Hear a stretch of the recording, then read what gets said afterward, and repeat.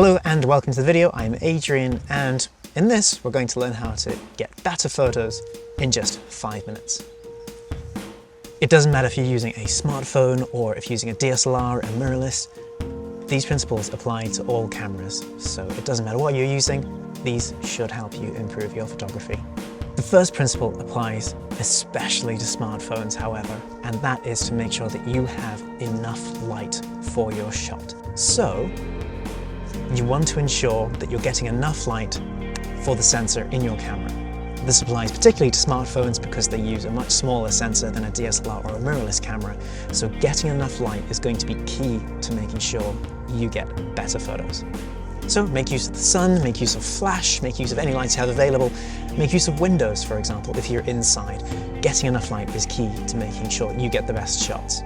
And in this situation, I'm actually not got enough light on me because we've got a backlit scenario. As you can see here by this terrible grainy footage. Ugh. That's way better, isn't it? The next step to better photography is to check your framing and composition before you press the shutter.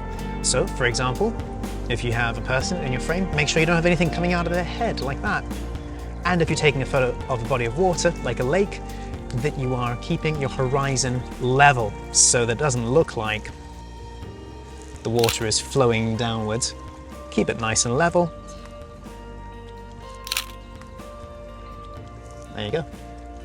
Next up, and this applies more to portraits of people, try and fill the frame with your subject. So not having too much headroom, not having them too small within the shot. You might want to show a bit more of the scene around the person if you want to give some context to where they are, but generally with portraits, fill the frame with your subject. Next up, if you're doing a portrait or you really want to direct the eye of your viewer to a particular part of the frame or a particular subject within the frame, then consider using a shallower depth of field or more separation between your subject and the background, so a more blurry background.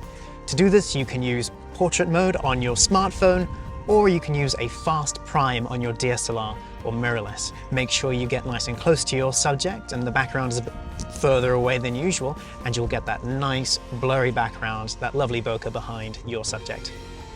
Finally, and this one sounds a lot simpler than it is to actually plan and contemplate what you're trying to get out of your photo before you take it. So for example, what story are you trying to tell with your image? Who is the subject? What are you trying to draw focus to? What are you trying to sell with the image? Have a think about these before you take the shot. This will help you know what to isolate within your shot, where to guide the eyes of your viewer, and how to compose your shot as well. I hope you found these useful, and if you have, please do share them with a friend or colleague, and I look forward to seeing what you create with this newfound photography skill.